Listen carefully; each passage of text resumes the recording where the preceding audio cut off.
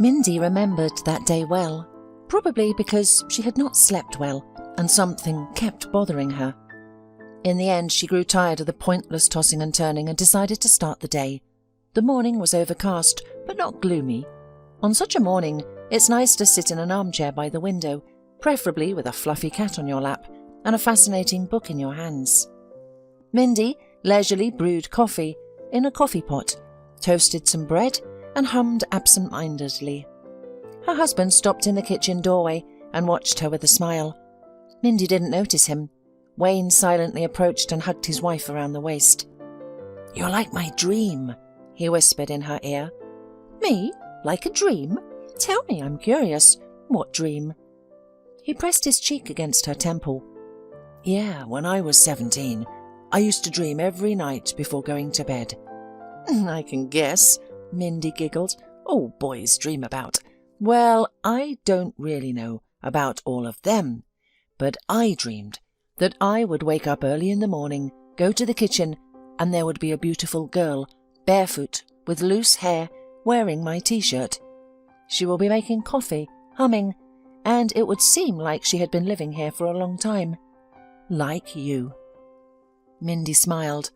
"Wow, I didn't know boys going through puberty had such romantic dreams. I thought it was just us girls." "No, it's not. Boys are romantic creatures too. We're just better at hiding it because it's not cool to be romantic. Only hardcore, only primitive animal instincts. But deep down, we dream too." Mindy freed herself from her husband's embrace and began setting the table. "And why don't you need to hide it from me?" "Well, you're my wife.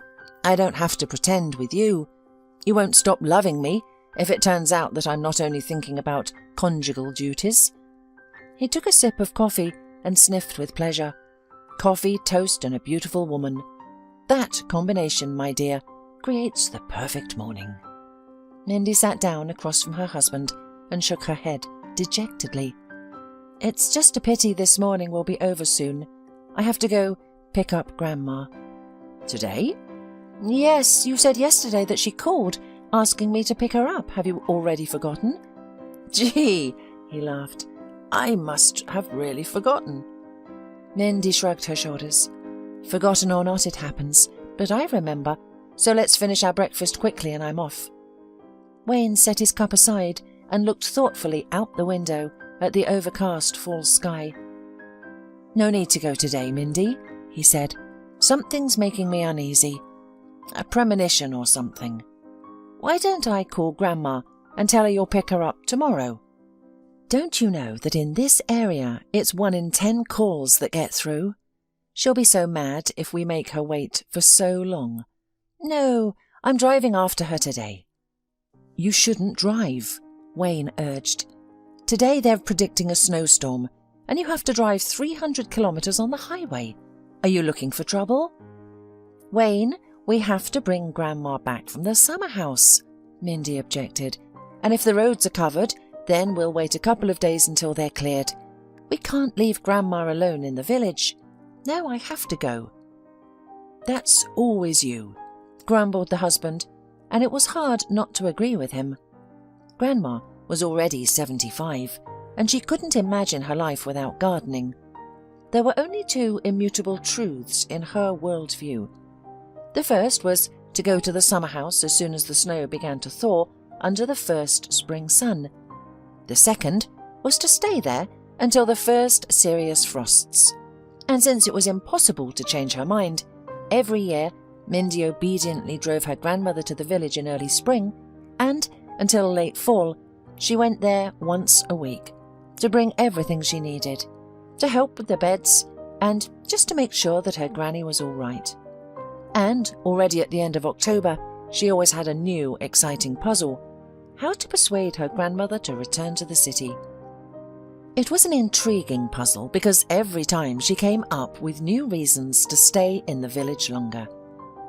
Mrs. Nichols was a willful lady that could easily change her mind, so it was necessary to pack as soon as possible, put Grandma in the car, and rush to the city. Wayne couldn't stand his grandmother's whims, so Mindy had all the fun. "Wayne, Why should I be the only one who has to take care of her, help her, go back and forth in all weathers? She is your grandmother, after all, Mindy sometimes complained.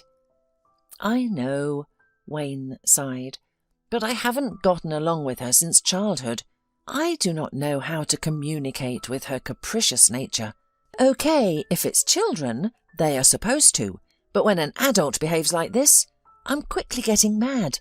Honey, but what if the forecast does not lie, and really a blizzard will begin? He asked anxiously.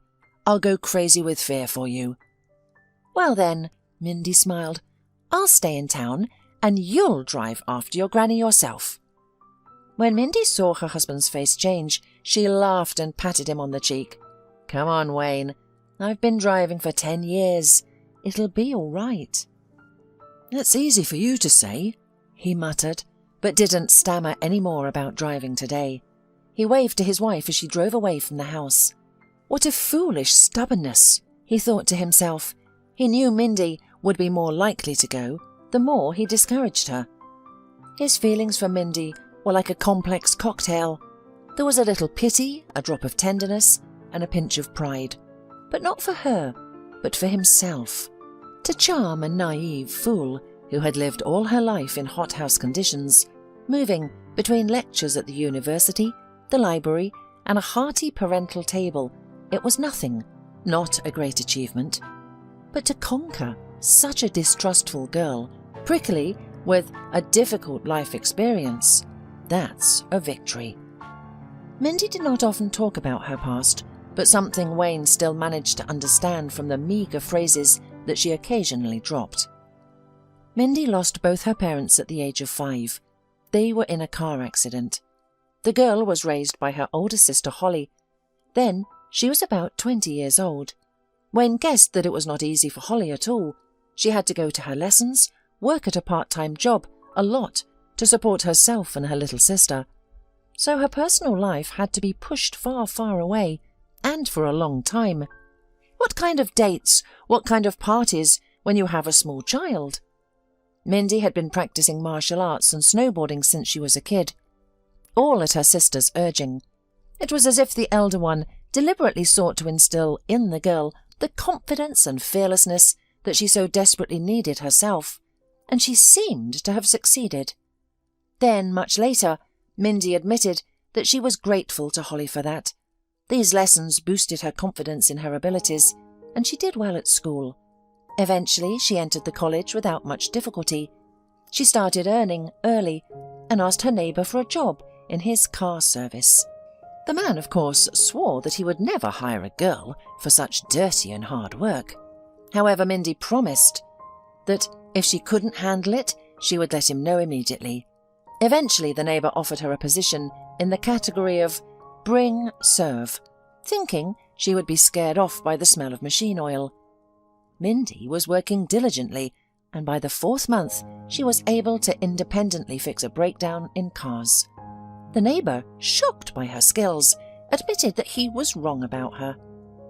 You should continue to be as attentive, and in 6 months, all these men will be outperformed by you, he said to her, pointing at his employees. And Mindy didn't disappoint. Within 6 months, she was considered one of the best workers and earned a good income. She bought her first car for a small amount of money and repaired it completely on her own, without anyone's help. A car is a personal thing, she declared. It needs to be customized and adjusted to fit your own needs. No one knows better than me what I need, so no one else can handle it better than me. Wayne grinned. Yeah, Mindy was a tough girl. But it only looks spectacular. To everyone around, it seems that a person was like that from birth, but in reality, cool is rarely the result of a carefree life, and that's certainly not the case with his wife. He felt sorry for her. Sometimes he did.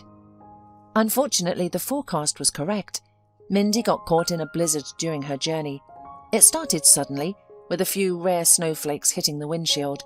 Within 10 minutes, visibility was almost completely gone.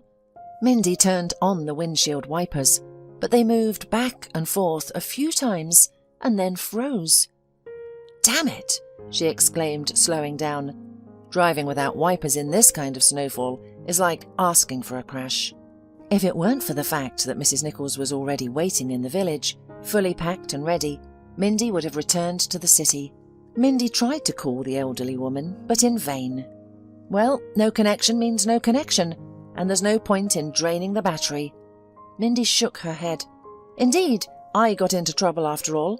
I should have listened to my husband. But Mindy felt sorry for Mrs. Nichols. She was lonely. Mindy knew it and felt sorry for Wayne's spirited grandmother.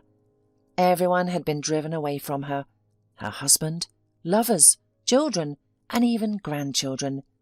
It was undeniable that the elderly lady had an unbearable character.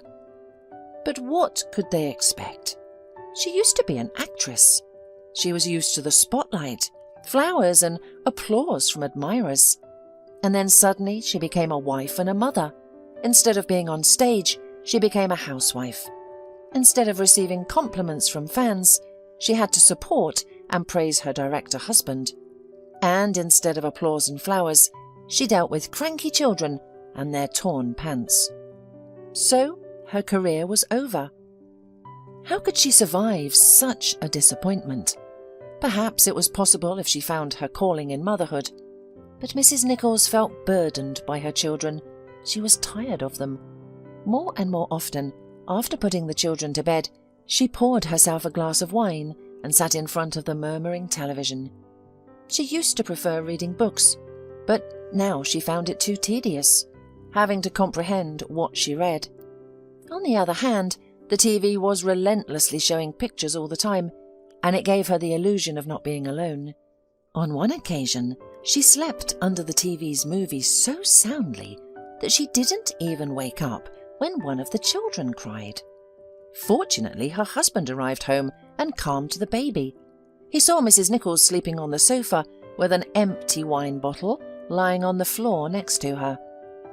In her dream, she saw herself as she was before, beautiful and young. She stood on the stage, holding delicate bouquets of flowers to her chest, as the audience applauded her, standing up. Her husband covered her with a blanket and did not wake her up, and in the morning told her what he had seen. Mrs. Nichols felt an overwhelming sense of shame all at once. She was ashamed of the outrage that had occurred, the empty bottle, and the fact that she had become a bad mother. From that day forward, she didn't touch a drop of alcohol, but it was truly difficult to stay sober amidst the ruins of her own life. "I should find work," she complained to her husband. "Even if it's just being a ticket taker, I don't care. I can't stand being stagnant at home. I need to be around people." "What about the children?" her husband reasonably asked, and the woman fell silent. Then her husband's father passed away, and they inherited a cottage. Mrs. Nichols vehemently protested against the idea of going to the countryside, but her husband remained resolute. "Children need fresh air," he said, "and it wouldn't hurt for you to be in nature either. Don't you understand?" Strangely enough, she found herself enjoying life in the countryside. Maybe it was the country air, or perhaps it was the rural silence. Suddenly, she felt reconciled with her current life, and the loss of the theatre and her ambitious dreams didn't seem so terrible anymore. She lived at the cottage until late fall. When she returned to the city at her husband's insistence, she once again felt trapped like a captured bird. Her husband began to irritate her because he was there, in the theatre, immersed in art, discovering something new every day. Sometimes they would gather with their friends, and as Mrs. Nichols listened to the conversations of actors and directors, she felt robbed. Their lives were filled with excitement, arguments, new productions, and the art of dramaturgy. And who was she? A mere spectator in the feast of life. Did they even remember that she once shone on the stage? She would say to them, "Do you remember how I—" And they would respond, "Oh, your salad today is heavenly. Can I have some more?" At times like these, Mrs. Nichols wanted to take the salad bowl and place it on the speaker's head. But instead she would force a smile and push the salad closer to the guest. Deep into the night, when the guests finally left, she would wash a huge pile of dirty dishes and cry with resentment. Her husband always thought she was crying from exhaustion and offered to wash the dishes himself, but she only felt worse from his insensitivity. How could he not understand? What did those dirty dishes have to do with her tears? Only the village brought her comfort, and the woman counted the days until spring so she could return to the cottage. Her husband didn't object. However, as often happens when spouses spend a lot of time apart, a coldness began to creep into their relationship. At first it was just a slight draft, barely noticeable coolness, but it grew stronger over time. When Mrs. Nichols and the children returned to the city after the second summer in the village, her husband barely hid his connection with his mistress. Mrs. Nichols was already indifferent. Perhaps there wouldn't have been a divorce, but the humiliation of sympathetic looks from friends was too great. Upon leaving, her husband gave her the apartment and her favourite cat. The children, in a way, didn't notice their parents' divorce. They hardly saw their father anyway. Men periodically entered Mrs. Nichols' life, but they all seemed too ordinary, too down to earth, and quickly bored her. Children had grown up and were not too eager to spend much time with their mother. Mrs. Nichols didn't hide her disappointment from them, and often said that they had taken over her life. She also didn't have any special affection for her grandchildren, and her capricious nature from her youth had become unbearable in old age. Yet Mindy felt sorry for this woman who had wrecked her own life because she once sat in the wrong bus. Mrs. Nichols shouldn't have married or become a mother. The stage remained her only true love. Stupidity shouldn't be punished so cruelly. It shouldn't, Mindy thought. Her own parents had also died foolishly. Her sister, Holly, told her that their father bought a motorcycle in lack of experience. The road was slippery after the rain. Yes, that was real stupidity. And the result of that stupidity was 2 dead bodies and 2 orphaned girls. The snowstorm was getting worse, making driving difficult. It would have been better to stay in the city, wait out the snowstorm, and then calmly drive tomorrow after checking the windshield wipers, Mindy thought. But now there's no way. I have to get there somehow. If the snowfall hadn't been so heavy, she would have easily resolved the problem. But now the terrible weather made it impossible. Should I turn on the emergency brake? This thought came with a sudden attack of fear. Driving in a snowstorm without windshield wipers is difficult, and the duration of such weather is unknown. What if some reckless driver comes from the opposite direction? You may not have enough time to avoid a collision. No, Mindy, stop thinking mad. Nonsense. She nervously giggled. I've driven on this highway so many times. What can go wrong? I haven't had a single accident in 10 years. It's just panic. She took a few deep breaths. The fear, as if remembered by its sudden appearance, faded away. That's better, Mindy praised herself. A moment later, she instinctively threw both arms forward, trying to protect herself from a terrible blow.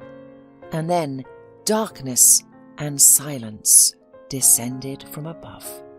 The light from the nightlight shone through her closed eyelids.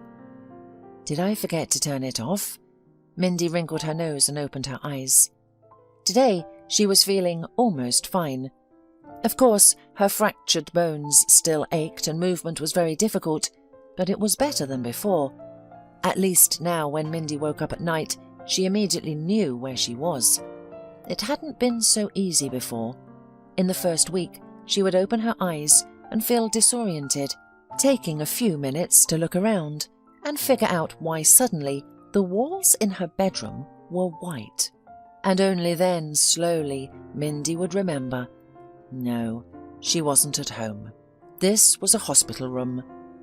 Yes, it was an accident. Some crazy person in a roaring, huge SUV crashed into her car at full speed, probably losing control and veering into the opposite lane. Wayne said that he sobbed and swore that he would pay for Mindy's treatment, that he would take care of her as if she were his own. It was the first time this had happened to him.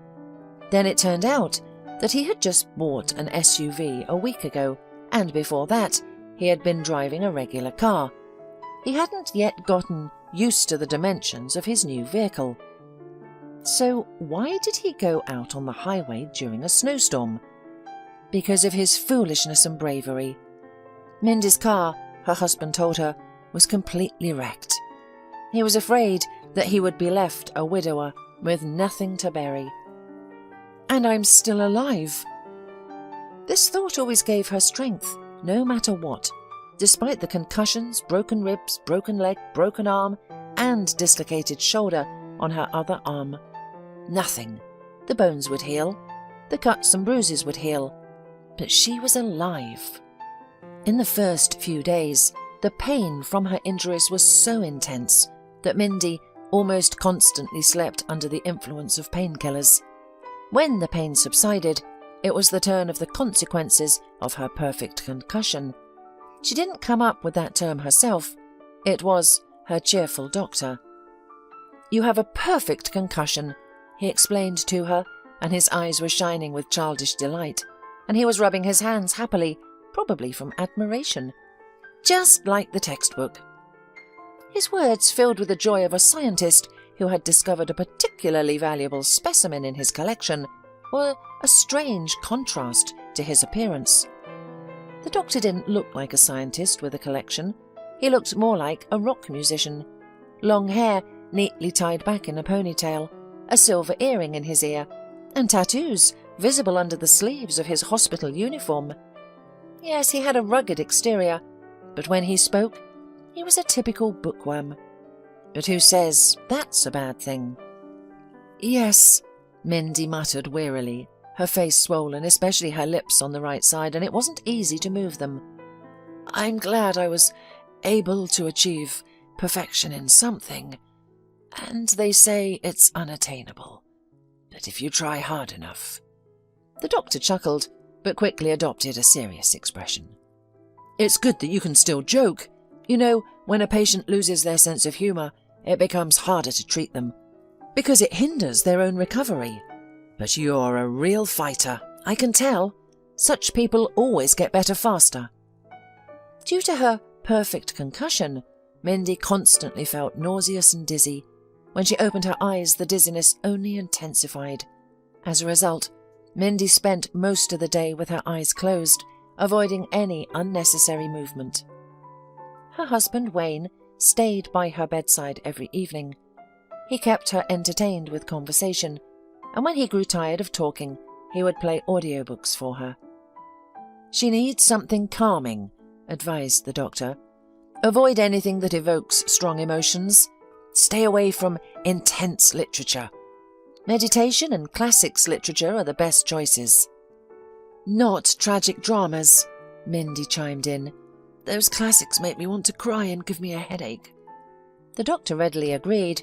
"Yes, tragic works of any kind are not suitable for you, but don't overdo it with light-hearted content either."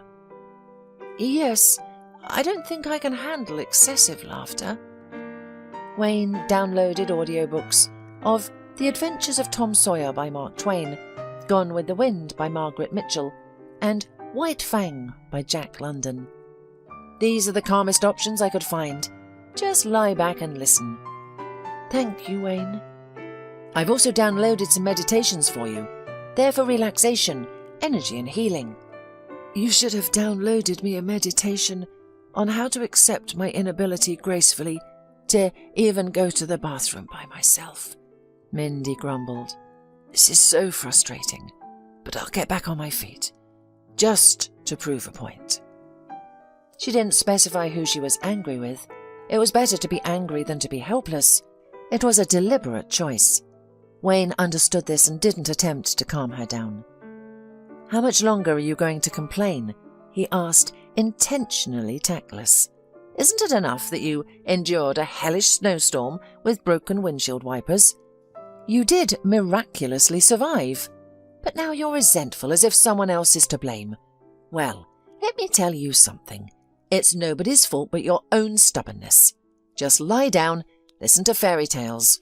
Maybe it'll teach you a thing or two," he said with a grin. Mindy grinned back, knowing that Wayne was purposely trying to provoke her. Mindy obediently listened to the classics and meditated. Gradually, she started feeling better. Soon she managed to stand up and even take a few steps. Of course, she relied on a crutch and her husband for support, but Mindy considered it her first small victory. One of the greats said that victory over oneself is the greatest of all possible victories, and whoever said it, they knew what they were talking about. Standing in front of the mirror above the bathroom sink, Mindy scrutinized herself. The black eye under her left eye had faded, replaced by a yellowish-blue bruise instead of the usual violet with brownish edges. Her lips were almost healed, but still slightly swollen, giving the impression that Mindy was a fan of beauty injections and had gone overboard in the noble pursuit of enhancement. The scratch on her left cheek had already healed, leaving no trace of a scar. But her hair... oh, what a tangled mess it had become. Even when Mindy was a child, she never had such tangled hair. "What should I do with it now?" Wayne asked guiltily, because he hadn't considered the care long hair required. Mindy attempted to lift her hand and reach for her hair, but it caused pain. "Oh, don't worry about it," she said nonchalantly. "Do you have scissors?" "Oh dear, you may have forgotten, but people rarely walk around with scissors in their pocket." "Well, then go to any hardware store and buy some. Let's cut off this nightmare." But the husband protested. "Maybe we can comb it somehow." "And then what?" she laughed. "It needs to be brushed every day, washed and braided. Who's going to do all that?" "But..." "No buts. Go get the scissors. My hair will grow back. Besides, it's a great opportunity to try out a new look." Wayne sighed and looked at his wife. "Are you sure you won't change your mind?" he asked hopefully. "I won't change my mind. Just go." The new haircut turned out to be very creative. All the tangles were cut off at the root, but some strands were still long. After evaluating the result, she casually asked to shorten the long strands. "You can cut it short in the back," she said, "but in the front we'll leave it longer. Well, about as long as your cheekbones." Wayne sighed and clicked the scissors ominously. "I shouldn't have agreed to this madness," he grumbled. "You're always pushing your position. That's it. Your new haircut is ready. But if you must know, I think it's terrible." But Mindy actually liked the haircut. "Look," she said as she struggled to reach up and touch her hair. Her lips turned white from the pain, but Mindy smiled bravely. "No more tangles now, and you don't even have to worry about styling it. Isn't that great? Just fluff it up, and it's already stylish." "You think so?" my husband asked incredulously. He himself was horrified by the result. Instead of beautiful lush curls all the way to the waist, she had pathetic pieces that hardly covered her ears. Horrible. But Mindy was happy, looking at herself, and was already making further plans. Besides, she got a doctor with unusual tastes. Seeing his patient with trimmed hair, he even clapped his hands with joy. "Oh, you have a new look." "Does it look good on me?" Mindy asked, twirling her head and giving him a chance to see her strange haircut from every angle. "It not only suits you, but you've been transformed into a very young, lovely girl." "But to me," Wayne interjected, "it seems like she has simply disfigured herself. Long hair is a woman's jewellery." Mindy cheerfully looked at her husband. "Hair is not ears. They will grow back." "But how long will it take?" "So what? But wouldn't it be nice to try to look different? I could dye my hair blonde." Mindy kept dreaming. "It would look good on me. And I could shave my temples. I could even do a pattern on this one. I've been wanting to try that for ages. And a nose piercing. "Mindy, please don't make me upset." Wayne grinned. "Well, no, that won't suit me," giggled his wife. "It's a good idea, though." Wayne shrugged and left the room. Mindy bit her lip with offence. What kind of man is he, after all? Was it difficult to support me? Of course, I was sorry to part with my hair too. 10 years of growth, care, and now what's left? It's a shame. It was getting dark outside the window, and Mindy lay down on the bed again. She was still getting tired quickly, so she needed more rest. She found a meditation for peaceful sleep in her audio collection, turned it on, closed her eyes, and soon slept. And waking up in the middle of the night, she reached for the nightstand where the water bottle should be, but didn't find it. Wayne had forgotten to bring it. The mug, as luck would have it, was also empty. Mindy sighed and reached for her crutch. Now she had to go to the sink on her own. The water in the faucet was unpleasantly warm and had a strange metallic flavour. It was impossible to drink such filth. Mindy spit it into the sink and, leaning on the crutch, went to the door. The nurses at the station should have drinking water. A familiar feeling of anxiety, experienced before the accident, suddenly clenched her heart. She was very thirsty, and Mindy, trying not to make much noise, went to the nurses' station. She was lucky. Voices could be heard there. At least she wouldn't have to wake the exhausted nurses up. They had a tough job. But as she approached the nurses' station, relief melted away, replaced by bewilderment. No, maybe she was imagining things. But now, when she only had to turn the corner, she clearly heard Wayne's voice and another female voice coming from the corner. Mindy stopped and listened. No, her hearing had definitely not failed her. It was indeed her husband's voice, and he was saying some very strange things. "I've done everything in my power. What more do you want from me?" "Me?" a fierce female voice whispered. "I'm the one who wants something. You're a complete idiot. I've done everything." "Yes, but the result was not so good. She's alive and on the mend. You could have tried harder. Couldn't you have broken the goddamn brakes on her damn car? You just broke the windshield wipers. What a hero. Look at him." "Keep your voice down." Wayne raised his voice. "Why are you yelling at the whole hospital? I didn't break the brakes because—" "Oh, you don't know anything about it. Any expert will confirm that the brakes were broken, and that they didn't break on their own, but someone helped, and the wipers were a perfect idea. I've thought of everything." "Wow." The woman snorted contemptuously. "It's so cool. There are no words for it. You could also scratch the bumper with the keys. It's about the same in terms of effectiveness." "I've calculated everything. I specifically found out when the snowstorm would be.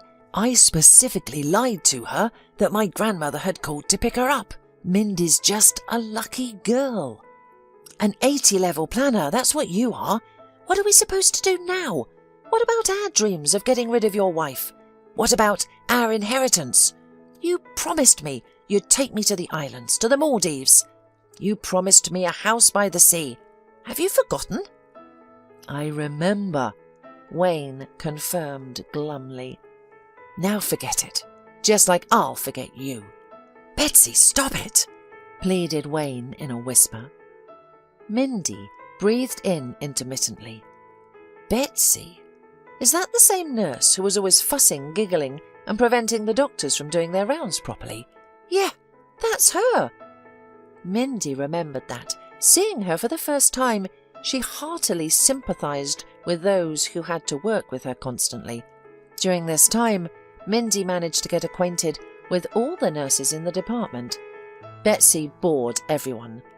How many times, examining Mindy, the doctors on duty sent restless nurse then for some document, then something there to find out. And as soon as she left the room, sighed in relief and rolled their eyes. "Oh, Betsy," thought Mindy, "there is so much energy in you. You manage to annoy everyone at work, to get into my family, and dream of a house by the sea. Such a potential. Such restlessness. Mindy was shaking from rage. She barely kept from showing up in front of this sweet couple and not smacking them with a crutch. Nevertheless, she pulled her phone out of her pocket, turned on the recorder, and continued to listen, cold-blooded. "Betsy!" Wayne's muffled voice came again, and Mindy forced herself to stand still. This lousy story she was going to find out to the end. "Betsy, we don't need to forget anything," Wayne spoke hastily. "We'll have Maldives and a house by the sea. We'll have everything. Only for that you must help." "I wonder with what?" "Well, don't be modest." Wayne clearly smiled as he said these words. "You're a smart girl, and a professional nurse too. And Mindy lies in the same hospital where you work. Well, don't you get it?" "No, what are you implying?" "Don't be stupid, Betsy. Think of something to get her to hell or paradise, I don't care. You've got all the facilities and access to all the medicines. In fact, think of something." "What?" Betsy was surprised and forgot that she had to speak very quietly. "Do you want me to kill her?" "Be quieter, please." "No. Are you out of your mind? Are you even thinking straight?" "How else do you expect me to get Mindy's inheritance?" hissed Wayne. "Only if she dies and I'm left a miserable widower. You know that the most important thing is to get rid of her, and the sooner we do it the better. Well, think about it. It's a very simple thing to inject her with something, and then you can always clap your eyes and say that it's an allergy that the patient didn't warn you about. I am sure you can find a good way, and no one would guess anything. Or did you buy your nursing degree?" "Well done," said Betsy almost with admiration. "That is, you have failed everything that can be. The goal is not achieved, and now you want me to get my hands dirty in blood? Don't tell me now that I didn't try. It's not my fault she survived. No one would have survived such an accident." "And then you'll turn me into the police, make them guess who the killer is. And then they'll put me in jail, and you'll be free with a lot of money in your account. What a wonderful plan!" "Don't be silly, Betsy. You know it's not true. Just understand, it's to our advantage, you and me, to keep Mindy here. If she comes home, what then? I can't keep track of everything and intercept her mail, can I? I intercepted the first 2 emails, but they can get her phone number and call." Mindy slumped against the wall, listening intensely. What are they talking about? What inheritance?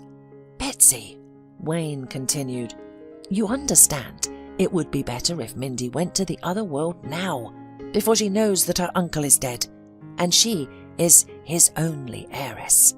There's a lot of money there, Betsy.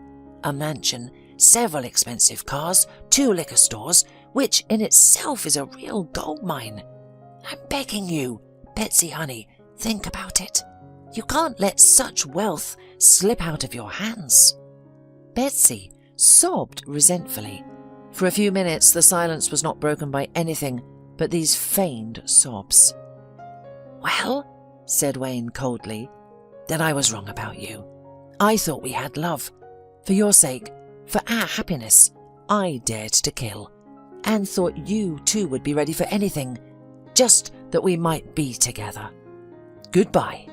Mindy heard a chair being pushed back. It was Wayne rising from his seat to leave with a mournful expression on his face.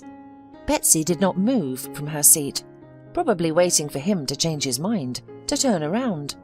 If he now turns the corner, Mindy promised herself, I will beat him with a crutch. She so clearly imagined this scene that she even tensed up, grabbed the crutch more comfortably, and felt all tingled with tension like a taut string. "Wait, Wayne!" Betsy could not resist and rushed to catch up with her vacation in the Maldives and private house on the coast. Mindy grinned. Now her fury was replaced by icy contempt. "Wayne!" Betsy exclaimed. "My darling! I have just now realized how right you are. I'm ashamed, very ashamed of my cowardice." Of course you are. We can't let such wealth slip through your fingers. I'll try. I'll see what I can do. Are you sure? Wayne was still playing the unapproachable heartbreak. Are you ready to become a criminal? So that we could be together, darling. For you and our love. I'm ready to do anything. I don't care which one of us kills that fool. The only thing that matters is that we can be together. And nothing else matters. Nothing. Wayne did not answer. But now, instead of the tense silence, there was a slurping sound of kissing. Mindy wrinkled her nose. It's disgusting to listen to. Well, there's a good girl. I knew you'd understand, said Wayne after a minute. Betsy clung to him, hiding a victorious smile. Did he believe her? Oh, who cares? The main thing is that he didn't get off the hook, which means she still has a chance to get Mindy's inheritance, and that inheritance means a lot. Oh, how much it means to her. To get that kind of money means to dig herself out of poverty, to forget about her dorm, about annoying neighbours, to finally start to wear brand clothes. For that, she would do anything. Of course, she's not going to kill Mindy. Let Wayne perform that dirty work himself, or find someone else who agrees. That will be additional insurance if Wayne suddenly refuses to share the inheritance of the untimely dead wife. She will quickly remind him about the broken wipers and about how he managed to kill Mindy at the hospital.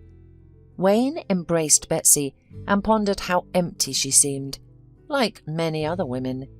He believed that by manipulating them, that they could be easily controlled. Betsy would assist him in getting rid of Mindy, and then he would find a way to dispose of his troublesome mistress, and he would finally inherit Mindy's deceased uncle's estate. Unbeknownst to Wayne, Mindy stood just around the corner, struggling to contain her laughter. So, the inheritance. You two plan to bury me and claim money that doesn't belong to you, she exclaimed. No longer concealing herself, Mindy headed forward, creating a loud commotion with her crutch. Betsy and Wayne, startled by her sudden appearance, quickly distanced themselves from each other. Mindy smiled triumphantly. What a stroke of luck to stumble upon this scene, she remarked. Confused, Wayne frowned and asked, What are you talking about? And why are you up? I wanted to ask for some water, Mindy replied honestly, casting a scornful glance at Betsy. But it seems I interrupted something, didn't I? Sighing with relief, Wayne responded, Oh, it's nothing. You're just confused, due to your concussion. Let's go. I'll help you lie down and fetch you some water. There's no point in wandering the corridors at night. The floors here are slippery. Mindy looked at Wayne innocently and sang, I may slip and fall, and it may be fatal. Then my lovely hubby will inherit everything, including the inheritance his clueless wife knows nothing about. Isn't it convenient how little things can make a big difference? Slippery, mopped floors, or a broken windshield wiper at the right time. Hey, Wayne, why are you silent? Indifferent, Wayne shrugged his shoulders. I'm silent because you're talking nonsense. You've dreamed up some absurdities and mistaken them for information. You need rest, and tomorrow I'll talk to your doctor. You need something to calm down, and then you need to go back to your bed. Mindy took a few steps back, ready to defend herself. You've miscalculated, you fool. Have you forgotten where I work? Though you've never shown interest. That's what happens when you don't pay attention to your wife's business. Let me tell you where I work. It'll be useful for both you and your beautiful friend to know. I work for a company that installs video surveillance systems. So what? Wayne retorted. And, Mindy said with a wider smile, openly mocking him, we installed cameras in this hospital a month ago. Everything you do and say is recorded. Don't look at me like that, Betsy. It was done on the owner of the clinic's personal orders to keep this information secret. He probably already suspects something." "Liar!" Betsy shrieked, and Mindy lunged forward. "Let's verify it," she purred. "Stop it!" Wayne exploded. "Why are you trying to scare us? Do you think anyone will believe you?" "Maybe not me, but they'll believe the video. There's plenty of entertaining material on them. A passionate lover's quarrel, a murder plot, and a confession of attempted murder. There's enough material for a whole detective novel. I promise you, the police will find it very interesting. What do you think the punishment is for attempted murder? And for planning a second attempt? Do you know? Betsy, Wayne, did you ever consider the consequences of failure? Were you so sure of success?" Betsy covered her face with her hands and sobbed. "I can't go to prison. It's all him. I told him, but he was blinded by the inheritance. He broke the windshield wipers. He wanted you to crash, and I—" "The investigation will involve you as well," Mindy interrupted. "Now get out of my way and be quiet. I need to call the police." Wayne slumped into a chair and grasped his head. "Mindy," he moaned. "Mindy, don't! I don't understand what's gotten into me. Forgive me, I'm a fool." But his wife was already dialing the police, paying no attention to Wayne's pleading cries. "Mindy, please! We always understood each other. Can't we agree now?" She didn't answer, didn't even look at him. "Mindy!" Wayne continued. "What are you doing?" At that moment, the sleepy doctor on duty came out of his study and asked what was going on. The wheel of retribution has spun. Wayne and Betsy were taken into custody for the duration of the investigation. After that, Mindy called her sister and informed her that she was in the hospital. She didn't want to bother her before. Holly didn't hesitate to take a leave of absence due to unforeseen circumstances and came to take care of Mindy. Noisy and cheerful, within 5 minutes she already knew the names of all the medical staff and even managed to make friends with someone in the neighbouring ward. Throughout the month she never left her younger sister's bedside. She assisted her in walking, engaged in conversations, read books aloud, and when Mindy was allowed to watch TV, her sister made a large selection of comedies. Mindy was improving with each passing day. Even the attending physician grew fond of the two sisters and would drop by for a chat whenever he had a free moment. Mindy had regained her confidence and was ready to return to an active life. She wanted to go for walks, go to work, and finally cook a proper dinner in her own kitchen and eat it from her favourite plate. "I told you that you're a real fighter," the doctor exclaimed as he entered the room, "and I wasn't mistaken. You may not remember your condition when you arrived here, but I can't forget it. And look at you now. You've healed remarkably well, and you look great." "So great?" Mindy squinted. "Well," he quickly corrected himself, "let's rephrase it. For the first day after being discharged from the trauma ward, you look great. And considering what you've been through, how is investigation?" "I could say that there wasn't even an investigation at all. They confessed to everything themselves." Mindy casually waved her hand. "Amazing." The doctor scratched his thick beard. "It's simply unbelievable. I'm glad that justice has been served and that the guilty will be punished. But I always thought that criminals do their best to absolve themselves of guilt. And here, do you think their conscience tormented them so much that they confessed everything at once?" "Conscience?" Mindy sadly smiled. "Ah, doctor, you have such an unreasonably good opinion of those scoundrels." "But then why?" He looked so confused that Mindy couldn't resist winking at him. "Sometimes, if you want to win, you should confound your opponent with confidence in your own abilities. The key is to behave as if you have the truth behind you and an army armed to the teeth, ready to give everything for you, even to the last drop of blood. So I told them that the company I work for recently installed video surveillance in the hospital, and their curious conversations were caught on camera. There are no actual cameras. It's just that they were so frightened that they confessed right away, "Wow," the doctor said surprisingly. "So you were bluffing, like in poker?" "Well, yes, I bluffed, and as you can see, quite successfully." The doctor looked at Mindy in a new way, with curiosity, obvious approval, and perhaps a distinctly masculine interest. She noticed this and looked away.